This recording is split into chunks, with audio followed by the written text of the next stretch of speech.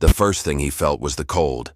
Not the kind of chill that seeps in through broken windows on Earth, but a sterile, metallic cold that seemed to cling to his skin, as if the air itself had no warmth to give. He opened his eyes, slowly, the lids heavy as stone, and saw nothing but shifting shadows. For a moment, he thought he might be dead. But then the hum started, a low, resonant vibration that filled the air and rattled in his bones. His name was Daniel Keene, flight engineer, assigned to the Orpheus, a long-haul freighter bound for the outer colonies. He remembered alarms blaring, claxons tearing through the ship as something massive struck the hull. He remembered the feeling of being pulled, ripped away from his crewmates. And then, darkness. But now, as his senses returned, he realized he wasn't aboard the Orpheus anymore. He was lying on a smooth surface, the texture unfamiliar, somewhere between glass and stone. Pale blue light pulsed along the walls, lines of energy shifting in patterns that almost resembled veins. Daniel sat up, muscles protesting, and scanned the room. It was oval-shaped, featureless except for the strange glowing veins that converged into a single point on the ceiling.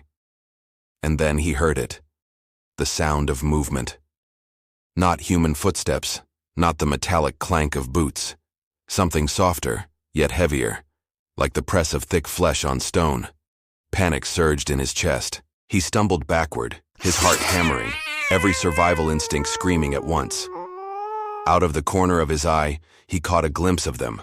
Towering figures, almost 7 feet tall, with elongated limbs and skin that shimmered like oil on water. Their heads were angular, their faces unreadable, with eyes that glowed a dim amber in the gloom. They didn't speak, at least not in any way Daniel could recognize. Instead, the air vibrated with a low hum whenever they turned toward each other, as if their voices were carried on frequencies beyond human hearing. Daniel forced himself to breathe, to keep from making a sound. He was trapped, unarmed, and completely out of his depth. He thought about his training, about every emergency drill he'd endured back on Earth. None of it had prepared him for this. Captured by aliens? That was the kind of story people laughed at in bars, not something that actually happened. And yet, here he was. The nearest figure moved closer, its movements smooth, deliberate. Daniel pressed himself against the wall, expecting death, dissection, or whatever it was creatures like this might do to a human. But instead, the alien reached out one of its long, clawless hands and pressed it against the wall. The blue veins of light pulsed brighter, and a section of the wall slid open with a whisper. Beyond it stretched a corridor, vast and impossibly intricate, as if carved from a single piece of living crystal. The alien gestured. A command. Daniel hesitated. Every cell in his body wanted to run, but there was nowhere to go. He was alive for now, and if that meant following them, then he would follow. So he stepped forward, keeping his breathing steady, his eyes darting to every detail he could capture. The corridor stretched endlessly, lit by the same eerie veins of light. Strange symbols, jagged and curved, marked the walls at intervals. They pulsed faintly when the aliens passed, almost as if responding to their presence. As they walked, Daniel caught glimpses through transparent sections of the corridor. His stomach dropped. Beyond the walls was a vast chamber, hundreds of meters across, filled with machines unlike anything he had ever seen. Towering constructs rotated slowly in the air, suspended by beams of light. Energy flowed between them in arcs of blinding brilliance, like lightning captured and tamed. He realized with a chill that he was walking through the inside of a ship so massive and complex it made Earth's greatest vessels look like toys. The aliens didn't seem to acknowledge him further, as if he were little more than cargo. That thought gnawed at him. Was he a prisoner, an experiment, or something worse? The silence was unbearable, broken only by the hum of energy and the steady vibration beneath his feet. He needed to think, to plan, to find some way to survive, because if he had learned anything in his years on the frontier, it was this: no one was coming to save him. They reached another chamber, this one smaller, circular, with a high ceiling that curved into darkness.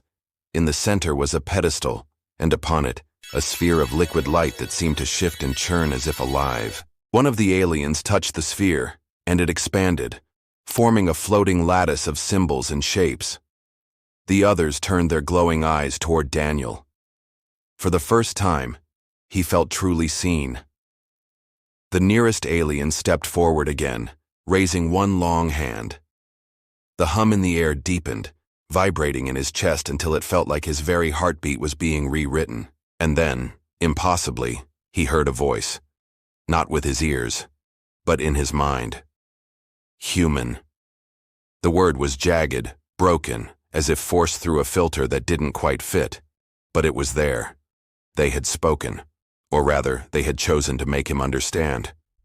Daniel's mouth went dry. His instincts screamed at him to remain silent, to avoid revealing too much. But something deeper urged him forward. "What do you want from me?" he asked, his voice trembling despite his effort to sound strong. The alien tilted its head. The lattice of symbols shifted, rearranging into patterns Daniel couldn't comprehend. The voice came again, clearer this time, though still distorted. "Survivor." Daniel's pulse quickened. Survivor. They knew. Somehow they knew he was the only one left from the Orpheus. He clenched his fists, anger flaring through the fear. They hadn't expected him. Maybe they hadn't even wanted him. But he was here, and if they thought he was going to break, they didn't know humans very well. The alien stepped back, and the chamber filled with silence once more. Daniel realized then that his story wasn't over. It was only beginning. He was trapped, yes. Alone, yes. But a survivor all the same. And if these creatures thought they could decide his fate, they were wrong, because humans didn't surrender. Not now. Not ever. Daniel had always believed silence could be a shield. On long voyages through the void, silence was the companion of engineers like him, the hum of the ship filling the gaps where conversation might have lived. But this silence was not his. It pressed down on him, heavy and alien, filled with a tension that no human mind could truly grasp. The chamber seemed alive with it, as if the walls themselves were listening. The aliens didn't move for a long while. They simply stood, their amber eyes fixed on him, the lattice of symbols shifting above the pedestal. It felt like being examined under a microscope, dissected without a blade. Daniel forced himself to stand straighter, hiding the tremor in his legs. If they wanted to study him, fine. Let them. But they would not see fear. Finally, the lattice collapsed back into the glowing sphere, and one of the creatures gestured again. The wall opened, revealing another corridor, this one narrower, the veins of light pulsing faster. Daniel followed, each step echoing louder in his own ears than the quiet around him. He tried to count the turns, to map the route in his mind, but the architecture was maddening. Corridors curved where they shouldn't, slopes twisted upward only to flatten again, and distances stretched in ways that made no sense. It was as if the ship had been grown, not built. Eventually they stopped before a translucent barrier. The alien touched it and the surface rippled like water before dissolving away. Daniel stepped inside and froze. It was a cell. The room was small, hexagonal, with no bed, no chair, no amenities, just smooth walls and a faint glow from the ceiling. A pit opened in one corner, suggesting waste disposal, but otherwise it was bare. The door resealed behind him with a hiss, leaving him alone in the faint glow. Daniel pressed his palms to the wall, feeling the faint vibration beneath. No seams, no handles, no weakness. His chest tightened, anger rising with his helplessness. "Damn it," he muttered, slamming his fist against the surface. It didn't even leave a mark. He sat down, back against the wall, and tried to steady his thoughts. He was alive. That was something. But for how long? What did they want with him? The word they had forced into his mind, survivor, kept circling like a predator. Survivor of what? The Orpheus? Or something bigger? Time passed without measure. No food, no water, just the hum of the ship, relentless and unchanging. Daniel's throat grew dry, his stomach hollow. He tried not to panic. Humans could last 3 days without water, longer without food. But if the aliens wanted him alive, they'd have to give him something. As if in answer, the wall opposite him rippled. A slot opened, and a small vessel slid forward, glowing faintly with blue light. Inside was a liquid, translucent and shimmering like melted ice. Daniel eyed it with suspicion. Poison? Sedative? Or sustenance? His body screamed for relief, but his mind screamed caution louder. He crouched beside the vessel, staring at his own reflection warped in its surface. He thought about survival training, about Earth Command's endless lectures on risk versus necessity. In the void, hesitation killed as surely as recklessness. Finally, he lifted it and sniffed. No scent. He tipped it gently, touching a single drop to his tongue. Cool. Metallic. But not unpleasant. Within moments, a strange warmth spread down his throat, quenching the dryness, easing the knot in his gut. He drank it all. Relief was immediate, though fleeting. Questions gnawed harder now. If they wanted him dead, they wouldn't have fed him. So they wanted him alive. For what? Hours, or what felt like hours, passed before the wall opened again. 2 aliens entered, their movements as fluid and deliberate as before. They gestured for him to rise. Daniel obeyed, muscles stiff but steady. He wouldn't give them the satisfaction of seeing weakness. They led him through another labyrinth of corridors, this time into a chamber unlike the others. It was vast, cathedral-like, with pillars that stretched into infinity and light cascading from unseen sources. In the center was a table, or at least something shaped like one. Its surface rippled like liquid, yet held solid form. On it lay objects. Weapons. Daniel's breath caught. Not human weapons, alien ones. Blades that shimmered with energy. Devices shaped like elongated crystals. Rods humming with suppressed power. And among them, something that made his heart stop. His sidearm. It was battered, scorched from the Orpheus's final moments, but unmistakably human. The aliens had it, which meant they'd salvaged more than just him. One of the creatures gestured toward the table, the hum of communication vibrating in the air. The same voice pressed into his skull again. Choose. Daniel stared at them, then at the weapons. His mind raced. A test? A trap? Did they want to see what he would do? His hand hovered over the sidearm, familiar, comforting, but pitiful compared to the alien arsenal. He forced himself to think strategically. Picking a human weapon might brand him as weak. Picking alien tech might brand him as... what? Adaptable? Dangerous? Slowly, he reached for one of the alien rods. It was warm to the touch, pulsing faintly, as if alive. The moment his fingers closed around it, the hum in the chamber deepened, echoing in his bones. Symbols flared along the pillars, cascading in a wave of light. The aliens' amber eyes glowed brighter, their bodies rigid with what almost looked like surprise. The voice came again, louder now. Compatible. Daniel's grip tightened. He didn't know what it meant, but he knew this. He had just become more than a prisoner. They had seen something in him they hadn't expected, something they didn't understand. And for the first time since waking in this nightmare, Daniel felt a flicker of power. Not enough to fight his way free, not yet, but enough to remind him of a truth that burned hotter than fear. He was human. He was a survivor, and humans didn't surrender. The rod pulsed faintly in Daniel's hand, its glow syncing with the rhythm of his own heartbeat. He could feel something thrumming beneath the surface, like caged electricity desperate to break free. The aliens exchanged glances, their amber eyes flickering. Daniel didn't need translation to know. He had surprised them. Compatible, the voice echoed again in his mind. Clearer this time, almost smoother, as if the connection between them had deepened. He felt the word not just as sound but as resonance, vibrating through marrow and thought alike. The nearest alien gestured, and the table dissolved back into liquid nothingness. Daniel tightened his grip on the rod, expecting them to rip it from him, but they didn't. Instead, they turned and gestured for him to follow. They led him into a new corridor, narrower, darker. The walls here were different, etched with deeper grooves, symbols that glowed in colors Daniel hadn't seen before. Reds and violets, hues that seemed to twist and shimmer as though they weren't meant for human eyes. The air was thicker, heavier, as if the ship itself disapproved of his presence. The corridor opened into a cavernous chamber, lined with rows of crystalline pods. Each pod pulsed with internal light, and inside, Daniel glimpsed shapes, beings not unlike his captors, suspended in a state between life and death. Some were motionless, their features slack. Others twitched faintly, as if caught in dreams. Daniel's throat tightened.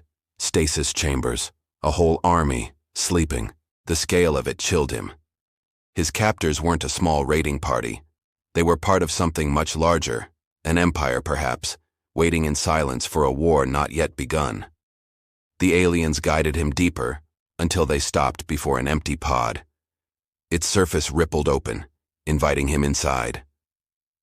Daniel froze. He knew what this was. Imprisonment. Control. He shook his head, backing away, gripping the rod tighter. No, not happening. The hum in the chamber grew louder, pressing into his skull. The voice came again. Survivor. Chosen. Enter. The words struck him like a blow. Chosen? For what? His fear twisted into anger. You think I'm just going to crawl into one of your cages? Forget it. I'm not your experiment. For the first time, one of the aliens moved differently. It stepped closer, lowering its head until its glowing eyes were level with his. Daniel braced, ready to fight, but instead of an attack, something else came. A vision. Not words, not images, but impressions forced into his mind. A dying world, consumed by fire. Armadas scattering across the stars. A species clinging to survival, fractured, desperate. And at the heart of it, the same rods, the same energy. Technology tied to their very existence. They weren't just captors, they were a people on the edge of extinction. The pod pulsed, calling to him. He felt its energy brush against his skin, urging him forward. Not a prison. A conduit. No, he whispered, shaking his head, fighting the pull. I don't belong here. But the rod in his hand betrayed him. Its glow intensified, resonating with the pod. The chamber lit up in cascading waves, the sleeping figures in nearby stasis pods twitching as if stirred by his presence. The alien stepped back, watching, waiting. Daniel's pulse hammered. He had two choices: resist until they forced him in, or step willingly into whatever fate they believed was his. Neither option promised survival, but one gave him control, however small. Slowly, trembling, he stepped toward the pod. The surface parted like liquid and he climbed inside. The moment his body touched the inner walls, the world exploded. Light seared through him, not burning but overwhelming. His vision dissolved into streams of symbols and patterns, rushing past faster than thought. He gasped, his lungs filling not with air but with raw energy. Memories not his own surged into his mind. Battles fought in distant galaxies, cities swallowed by void storms, victories bought with unimaginable cost. He felt the weight of a civilization's history pressed into his skull, threatening to shatter him.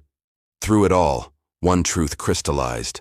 The rods, the pods, the energy. It was all connected. A network, a collective. The aliens weren't just soldiers or scientists. They were fragments of something greater, bound together through this technology. And now, somehow, he was part of it. The pod released him suddenly, spilling him onto the floor. Daniel coughed, chest heaving, eyes wide with terror and awe. The rod in his hand blazed, casting shadows across the chamber. The aliens surrounded him again, but they no longer looked indifferent. There was reverence in their posture, a strange tension as if they stood before something sacred. The voice came once more, but this time it wasn't jagged or broken. It was clear, smooth, and chillingly unified. You are not like others. Daniel staggered to his feet, gripping the rod like a lifeline. I didn't ask for this, he rasped. The aliens tilted their heads in eerie unison. Chosen, survivor, catalyst. The last word echoed like thunder inside his skull, heavier than any before. Catalyst. He didn't know what it meant, but he knew it wasn't small. He looked back at the rows of sleeping aliens, then at the glowing rod in his hand. Whatever they had done to him in that pod, it had changed something fundamental. He was no longer just Daniel Keene, flight engineer. He was something more, something dangerous, perhaps even to himself. And in that moment, a truth crystallized, sharp and undeniable. They hadn't expected him, but they needed him, and that gave him leverage. Daniel's heart was still racing, the echoes of alien visions swirling in his mind like storm clouds that refused to clear. He pressed his palm against the cold floor, forcing his breath steady, fighting to anchor himself. But every time he closed his eyes, he saw flashes of destruction, of fleets burning, of cities crumbling under skies gone black. They weren't just images. They were memories, borrowed or stolen, pouring into him from the stasis pod. The aliens loomed around him, watching in silence. He could feel their attention pressing down on him like weight. The rod in his hand pulsed, the glow softer now, but undeniably alive. He looked from them to the weapon, then back again. "You made a mistake," he muttered. His voice echoed strangely in the cavernous chamber, almost swallowed by the walls. "I'm not your savior. I'm just a man who fixes engines." The voice in his head responded, but now it carried no distortion, no jagged edges. It was whole, unified, a chorus of countless minds speaking as one. Survivor. Catalyst. Not mistake. The weight of it made his stomach turn. He wasn't sure which was worse, that they believed him to be something more than human, or that they might be right. He tightened his grip on the rod and stood, squaring his shoulders. "Then prove it," he snapped. "If I'm what you say I am, stop treating me like a specimen. Tell me what you want." For a moment, silence. Then the chamber itself seemed to shift. Lights rippled along the walls, coalescing into patterns that became more coherent, more deliberate. Images formed, not visions in his mind this time, but projections carved from light itself. A map. Daniel recognized the layout instantly. A star system, its orbits traced in glowing lines. A red giant at its center surrounded by shattered fragments where planets should have been. Swarms of alien ships moved across the projection, endless in number, converging on a single blue world still intact. Earth. His breath caught. "No," he whispered. The chorus filled him again. "Conflict inevitable. We survived. You must lead." Daniel's knees nearly buckled. They weren't just warning him. They were conscripting him. They wanted him to fight their war. He shook his head violently. "No, I'm not your weapon. I won't be part of this." The nearest alien stepped closer, towering over him. Its amber eyes glowed brighter, and with a gesture, the stasis pods lining the chamber flared to life. Inside, the alien figures stirred, their bodies twitching against translucent walls. The hum grew louder, vibrating the air. The voice sharpened. "You carry key. Without you, extinction." Daniel clenched his teeth. Extinction. He had seen the fragments of their history, the desperation carved into every vision. But what about humanity? If they dragged him into this war, Earth could be caught in the fire. His people could suffer the same fate, unless that was already the plan. "Why me?" he demanded, forcing steel into his voice. "What makes me different?" The rod flared in answer, sending a jolt through his arm. The chorus replied, heavy and undeniable. "You are bridge, human and other, catalyst." Bridge. He felt the meaning behind the word, even if it wasn't spoken. He wasn't just compatible with their technology. He was something they had never seen. A mind capable of linking with theirs without breaking. A connection between two species. The realization left him cold. He was unique. That meant valuable, and valuable meant dangerous. Daniel took a slow breath. If they saw him as irreplaceable, he had leverage. That was his only weapon now. "You want me alive," he said carefully. "That means I have conditions." The aliens didn't move, but the hum shifted, questioning. He pressed on. refusing to let fear choke him. Food, water, answers. You want me to fight your war? You keep me alive long enough to understand why. The silence stretched. Then, astonishingly, the rod pulsed, and the chorus answered. Agreed. The floor beneath him shifted, panels sliding open to reveal a platform rising from the depths. On it rested supplies, more of the shimmering liquid, dense blocks of what looked like nutrient paste. Primitive by their standards, but sustenance nonetheless. Daniel swallowed hard. He had won something, not freedom, not control, but a foothold.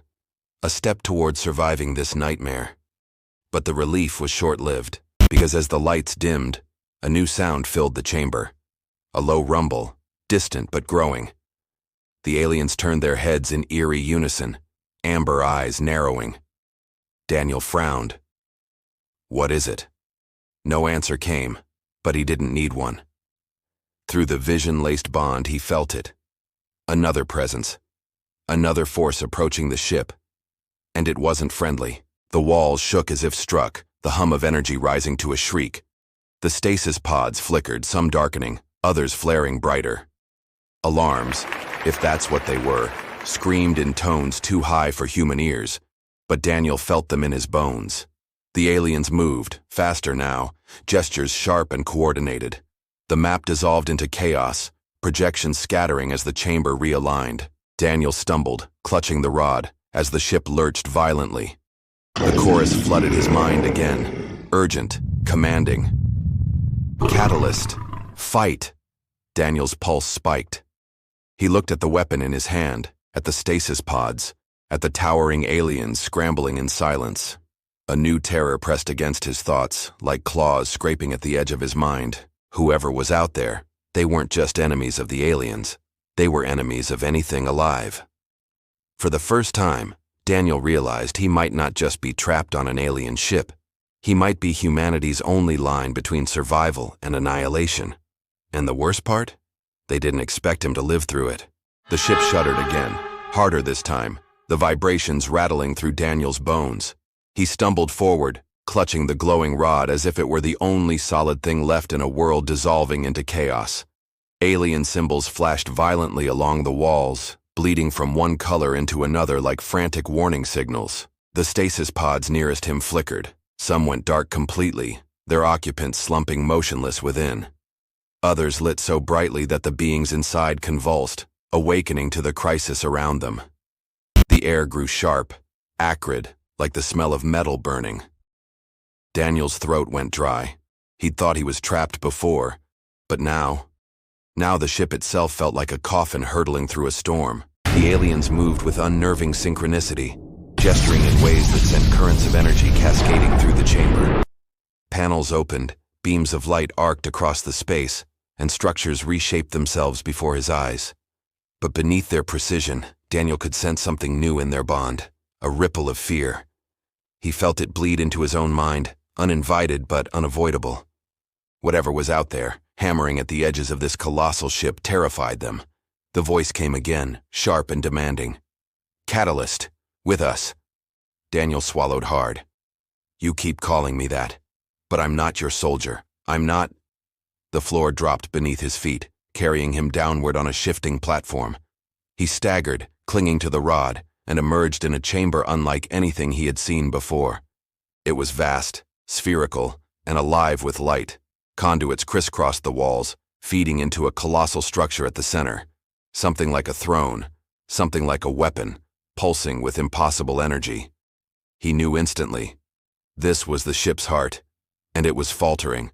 Sparks cascaded down the conduits, bursts of raw power flaring and dying in uneven pulses. The structure at the core flickered like a dying star, its light faltering every few seconds. Without it, Daniel realized, the ship would tear itself apart. The aliens encircled him, their focus absolute. One gestured, and the rod in his hand pulsed in response. Bridge! The chorus boomed inside his skull. Stabilize! Daniel's chest tightened. They wanted him to connect again, to plunge himself back into the network, to surrender his mind to whatever this was. He remembered the agony of the stasis pod, the flood of memories that had nearly shattered him. Doing that again, here, might destroy him. But the ship shuddered violently, the walls groaning like tortured steel. He didn't have a choice. If the ship failed, so did he. He stepped toward the core, the rod burning brighter with every pace. Energy arced from it to the conduits, tethering him in threads of light. His pulse raced. His instincts screamed to stop, but he pressed the rod into the heart of the machine. The world dissolved. This time the flood was different. Not alien memories, not visions of war, but raw power, coursing through every nerve, every thought. He became the ship, every panel, every conduit. He felt the stress on the hull, the pressure of external forces pounding against them. He felt the cries of the aliens, not with his ears, but through the bond, fear, rage, resolve, and beneath it all, the intruders. They were close now, clawing at the edges of reality itself, their presence a black void pressing against the ship's defenses. Daniel couldn't see them clearly, but he felt them. Sharp, endless, hungry, not just invaders, predators. His grip tightened on the rod. The power threatened to consume him, to tear his thoughts apart into sparks and static. But he forced himself to focus. He wasn't just a conduit. He wasn't just a bridge. He was Daniel Keene, and he refused to surrender. He pushed. The conduits blazed with new light, brighter and steadier. The core pulsed in rhythm with his own heartbeat, stabilizing, strengthening. The ship roared back to life, its failing systems surging with renewed energy. For a moment, he thought he had done it. He had saved them all. But then came the counterstrike. The predators slammed into the ship again, harder, darker, their presence raking across Daniel's mind. He cried out, clutching his head as pain lanced through him. Images flashed, jagged mouths, endless swarms, shadows with teeth. His breath hitched. If they broke through, there would be no survival, no leverage, no future. The chorus filled his mind, voices shouting as one. Fight! Catalyst, fight! Daniel gritted his teeth, sweat pouring down his face. I'm trying. He let go of fear and gave himself over to the flow of energy. He guided it, shaped it, turned it outward. The ship's weapons, massive cannons embedded deep within the hull, flared to life. He felt the recoil as they fired, beams of energy lancing into the void. The predators recoiled, screeching in frequencies that made his blood feel like ice. But they didn't stop. They swarmed harder, faster, their shadows coiling like storm clouds. Daniel screamed with the effort of holding them back, every nerve in his body burning. He was no longer man or machine, but something between, the bridge they claimed him to be. He thought of Earth, of the blue planet in the map, fragile and beautiful, of the billions of people who had no idea this war was even being fought. He thought of his family, his crew, the life he had lost when this nightmare began, and he made a choice. I'm not your weapon, he whispered through gritted teeth. I'm not your savior, but I will not let them win. With a roar, he unleashed everything. The rod in his hand blazed like a star, pouring power through him, into the ship, into the weapons. Light cascaded across the void, tearing through the swarm. The predators shrieked, folding in on themselves, unraveling into dust and shadow. One by one they broke apart, until only silence remained. Daniel collapsed, gasping, the rod dimming in his grip. The ship steadied, the conduits quieted. Around him the aliens stood frozen, their amber eyes wide. Then, in eerie unison, they knelt. The chorus spoke, not as command this time, but as acknowledgement. Catalyst, survivor, leader. Daniel stared at them, chest heaving. He wanted to scream, to deny it, to throw the rod away and run until his legs gave out. But deep down he knew the truth. He had survived where no one should have. He had fought where surrender was expected. And in doing so, he had changed everything. They hadn't expected a human survivor. And now, because of him, they would never forget.